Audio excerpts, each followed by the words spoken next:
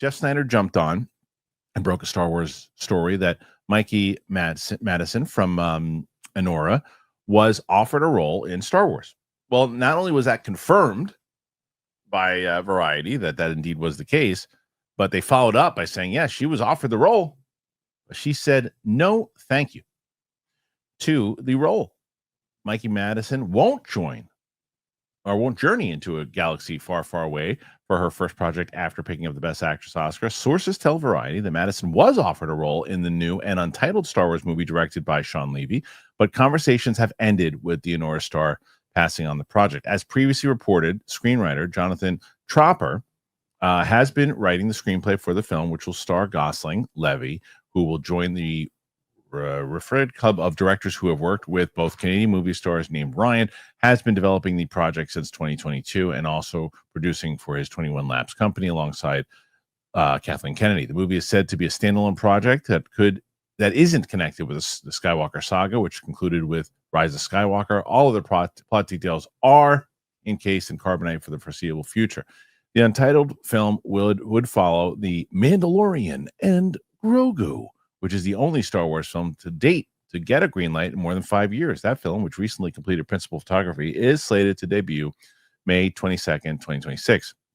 As for Madison, the 26-year-old actress is known for her roles in the FX series Better Things, as well as films Once Upon a Time in Hollywood and Scream 5. But Sean Baker's Anora was a true game changer and the first movie she didn't have to audition for.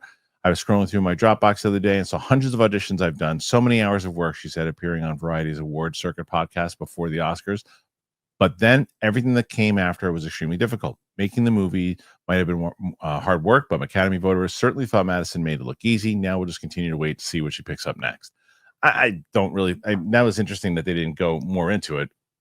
Allow us to go more into it because they don't really, all they say is that she passed on it, and then you just go into Mikey Madison's resume, which we know she's talented. She's an up and coming star. This is why I think it is a big deal. Can you imagine in 2015, if Anora comes out in 2015 or 2016 or 17, if Anora comes out and Mikey Madison is offered Star Wars, there's no world that she says no. There's no world that her agents let her say no. Star Wars is a tainted brand right now, and the fan base is so awful to celebrities in general that get these roles that they go, you don't need this. You'll get something else. What do you think about her passing on it? And what do you think it says about Star Wars? I have two kids.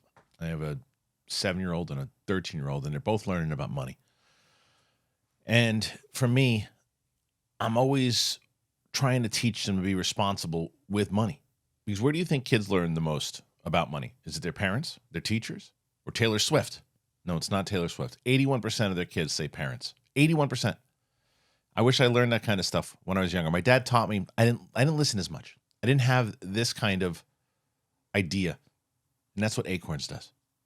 This episode is sponsored by Acorns Early.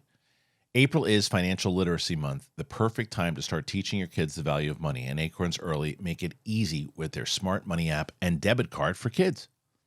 Acorns Early Chores Tracker teaches the kids how hard work does pay off. It sets up tasks in the app, it sets up payment amount, and you tick off the chore when it's done. Easy. Saving goals help kids turn saving into a habit. They can even choose their own target dates and turn on their optional autosave feature to help them get there.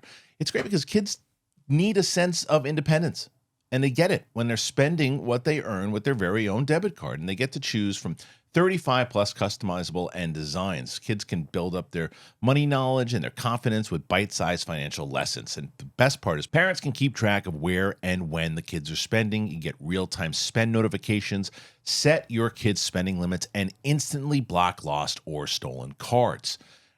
I love this. It works. It has been a game changer for my 13-year-old. She knows, she understands, she's starting to balance when to spend money, how to save money.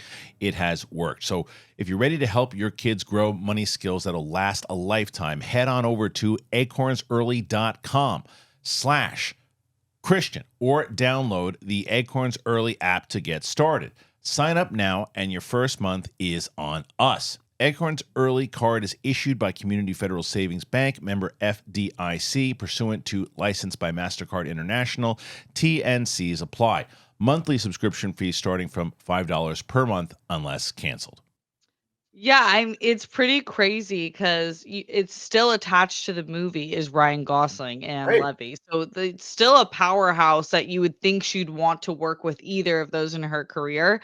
And none of us know anything. So really it could be like an actual just scheduling thing. But I hear you in the sense that even if it was scheduling, if this was a different time in Star Wars or in her career, it's the no-brainer. You just make room for it and figure it out.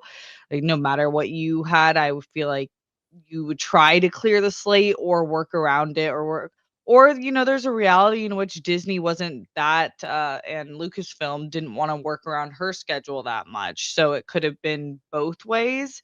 I don't really know, but it is wild that she's not I don't know, I just can't imagine someone not wanting to be in Star Wars, but I do think we've gotten to that time where it's not just being in Star Wars, there's the social implications and It's the a lot of it. people getting on you.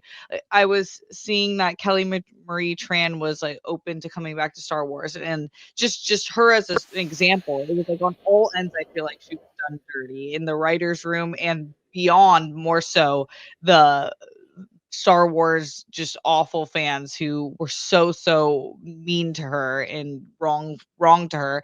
So it like if you're maybe she's the type of actress that doesn't want to put herself in that position, which I would totally understand too. It's like even though it's Star Wars, if you're not down for that, then it can be the most awful community.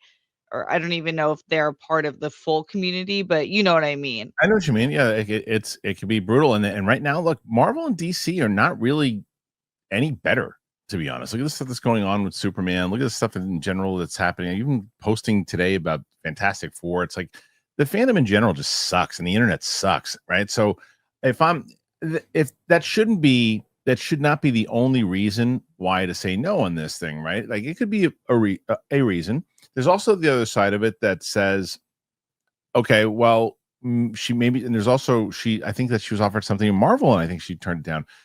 Maybe she doesn't want to do a superhero movie. Maybe she doesn't want to do a Star Wars movie. And that could very well be possible, but it also does say that both Marvel and Star Wars are not in the same place that they were in 5 to 10 years ago. They were in a very different place. You offer like, I'm telling you, if we were covering this story back when we were doing movie talk or any of these things, we'd be like, what is she doing turning this down?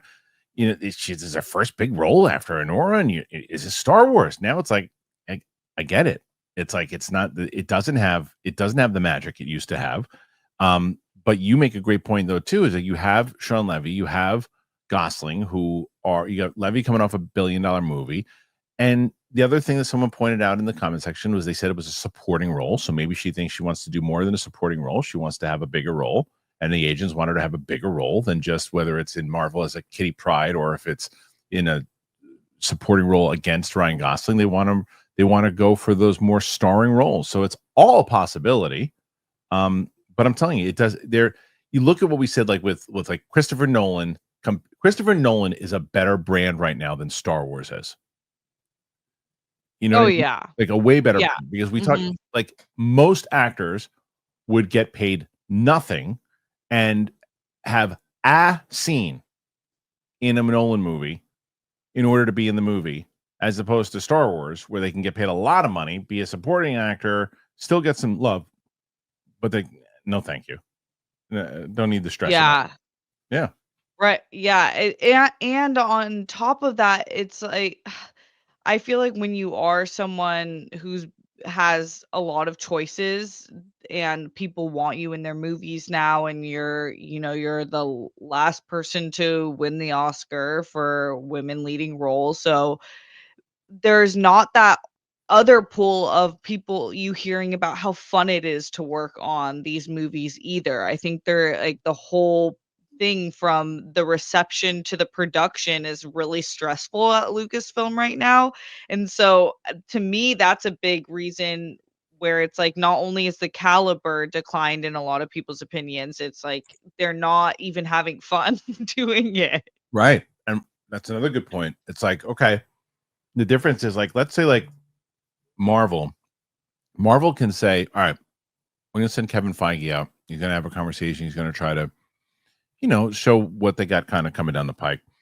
You can have great meetings with Kathleen Kennedy. You can have great meetings. Well, their resume is not good enough right now to convince me otherwise, to where it's like, yeah, we want our client in Mikey Madison. We want her to have a really good role. And until Star Wars starts like picking it up again, it's not worth it for us. We can find another big budget movie. We can find another thing, and we can find something starring for her. It's a ballsy move. But I wouldn't have understood this move 10 years ago. I understand it now. I really do. Yeah, and I think that there is a huge thing to be said about the Sean Baker's entire vibe through the Enora filming, which she has spoken about openly, how great it was, how amazing it was to see an independent filmmaker and like the comfort that he created. So going to Star Wars would be the absolute opposite side of the filmmaking world. And that might not be of interest at all to her. No, it doesn't seem like it is at all, because she was okay turning it down.